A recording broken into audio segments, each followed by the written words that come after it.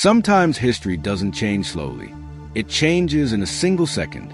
In the South China Sea, that second arrived when a Chinese Coast Guard vessel nearly collided with a Philippine resupply ship headed toward the rusted military outpost at Second Thomas Shoal. Multiple angles captured the scene, but what ignited global attention wasn't the reckless maneuver or the high-pressure water jets that disabled Philippine equipment. It was what Beijing said afterward. A spokesperson for the Chinese Ministry of Foreign Affairs declared that the United States, yes, the United States, not the Philippines, was playing with fire in China's waters. A short sentence, but one with the weight of a strategic doctrine shift. Washington fired back, calling China's actions dangerous, destabilizing, and unacceptable. Behind these statements lies a deeper question. Are we witnessing the beginning of a naval crisis that could redefine power in the Pacific? To answer it, we must reconstruct the incident, its implications, and especially what unfolded behind scenes. This is not merely a territorial dispute. It is a confrontation between two superpowers standing dangerously close to a spark. And what happened next makes the situation even more alarming. Second Thomas Shoal is not a random point on the map. It is a strategic flashpoint claimed by both China and the Philippines. Manila maintains a small military presence aboard a deliberately grounded, rusted ship placed there in 1999, an aging hulk that now serves as a forward operating post. On that day, a Philippine vessel carrying food, water, and supplies approached the shoal. China responded by deploying multiple Coast Guard vessels and units of its maritime militia, a semi-civilian fleet used to apply pressure without deploying the formal navy. Verified footage shows a Chinese Type 8103 cutter slicing across the bow of the Philippine ship at an extremely unsafe distance, forcing it to slow down. Then came the next phase, high-pressure water cannons aimed with enough force to damage antennas, dishes, and communication systems. No bullets were fired, but the message was unmistakable. Stop the mission and understand who controls these waters. Yet this still isn't the most significant detail. During the incident, a **U.S. Navy P-8 Poseidon *** reconnaissance aircraft circled overhead. This transforms the event from a China-Philippines dispute into a confrontation involving the world's most powerful military. The P-8 isn't just an aircraft. It is an intelligence platform capable of tracking ships, submarines, and communications in real time.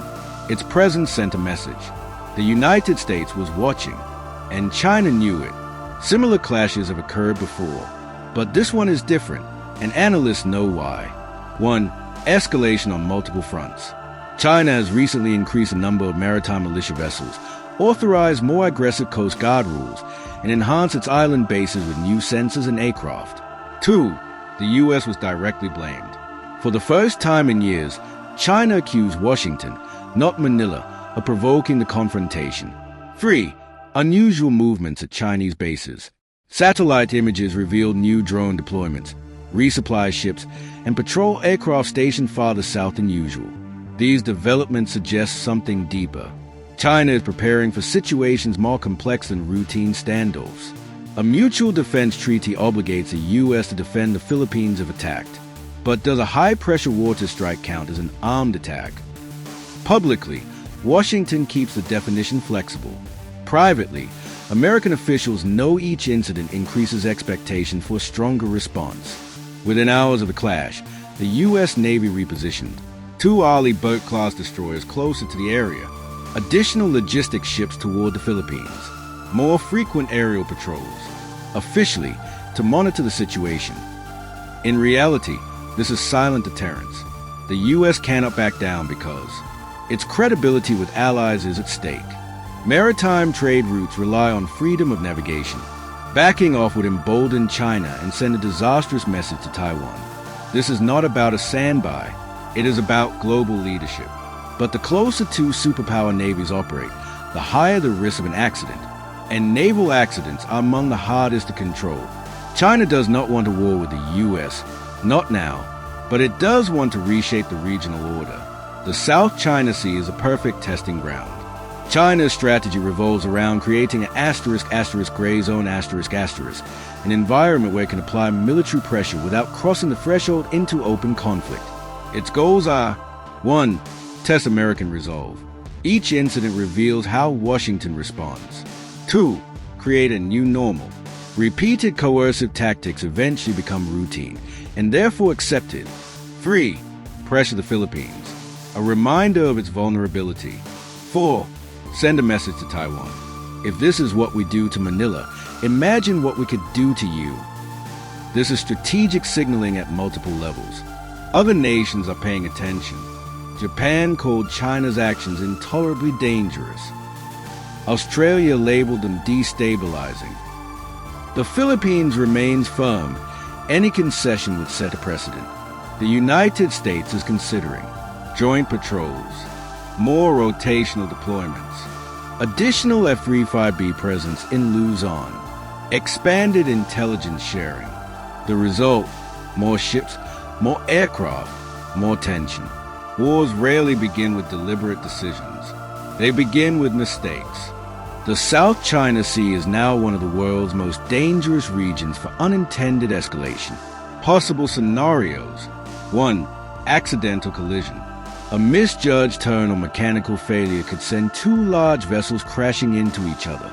2. Accidental radar lock. A targeting radar mistakenly activated could trigger immediate retaliation. 3. A ship or aircraft goes missing. Storms, failures, or miscommunication could lead to blame and escalation. China now has the world's largest navy by ship count. The U.S. has the most advanced. When two giants maneuver in tight waters, the world holds its breath. Wars rarely begin with deliberate decisions. They begin with mistakes. The South China Sea is now one of the world's most dangerous regions for unintended escalation. Possible scenarios. 1. Accidental collision. A misjudged turn or mechanical failure could send two large vessels crashing into each other. 2. Accidental radar lock. A targeting radar mistakenly activated could trigger immediate retaliation. 3. A ship or aircraft goes missing. Storms, failures, or miscommunication could lead to blame and escalation. China now has the world's largest navy by ship count. The U.S. has the most advanced. When two giants maneuver in tight waters, the world holds its breath.